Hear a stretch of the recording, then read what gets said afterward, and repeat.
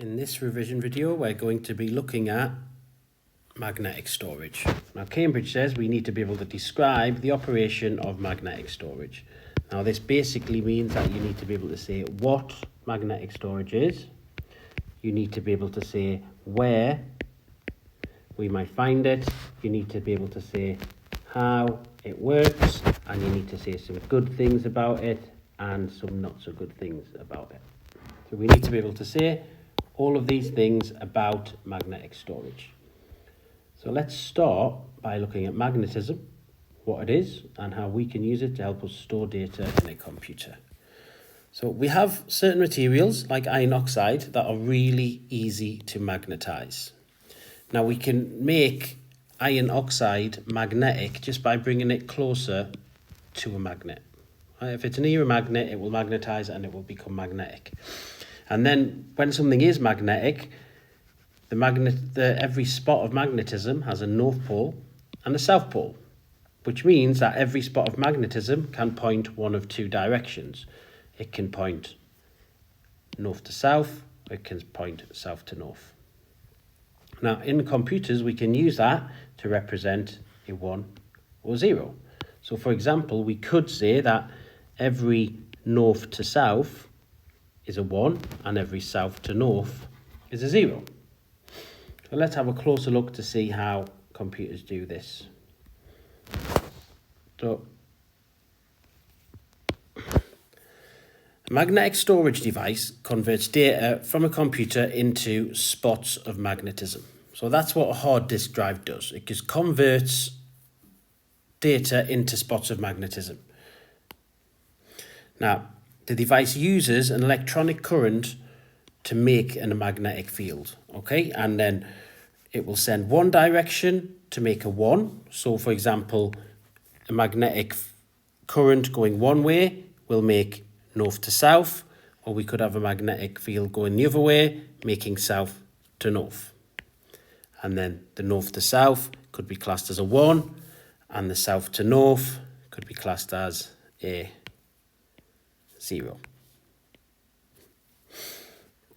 Now the spot stays magnetized even after the current is taken away.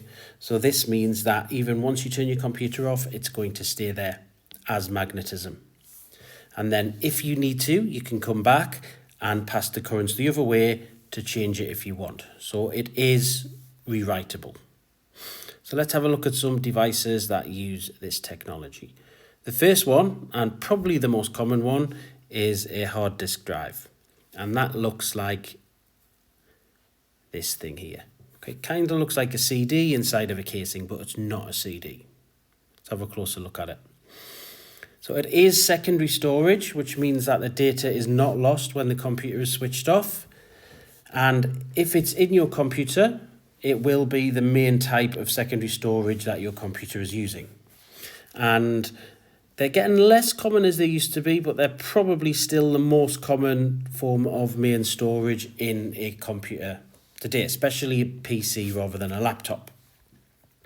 Now, hard disk drives have a stack of rigid disks, or you might also see them called platters that are stacked one on top of the other, which are these things that look like CDs that you can see the top one here. And they spin around inside of a metal case, which is this black dark coloured thing. Okay. Now, the disk stores spots of magnetism, so they will store north to south or south to north magnetic particles, and they would class a north to south as a 1 and a south to north as a 0. And there is a direct link between the hard disk and the processor, so the processor can run a program and tell the hard disk when to change it. Now, there are some good things and some bad things about a hard disk. Let's have a look at them.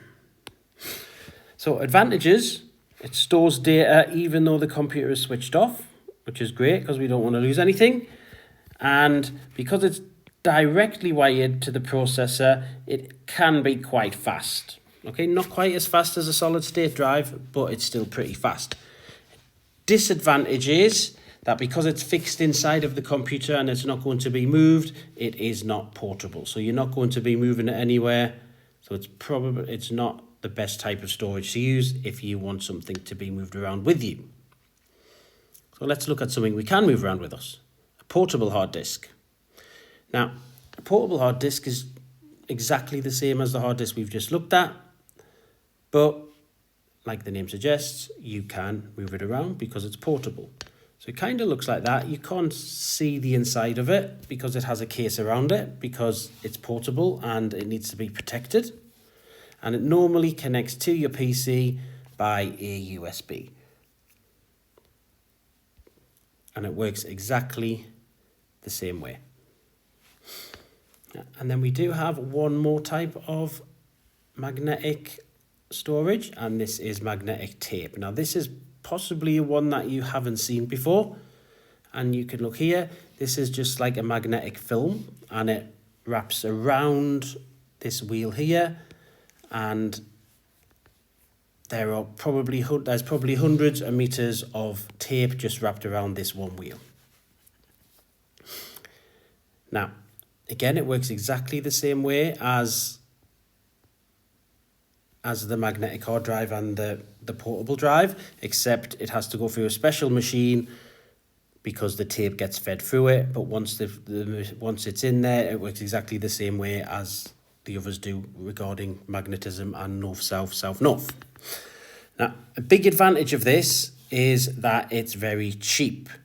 Okay, it's the least expensive out of all of the magnetic storages. The disadvantage is because it's on tape and it has to be fed into a big machine that has wheels and things like that, it's very, very slow. Now, another disadvantage is that it's not very portable and it's not very durable. If you scrunch that up in your bag, it's going to be useless and it probably won't be able to be fixed again.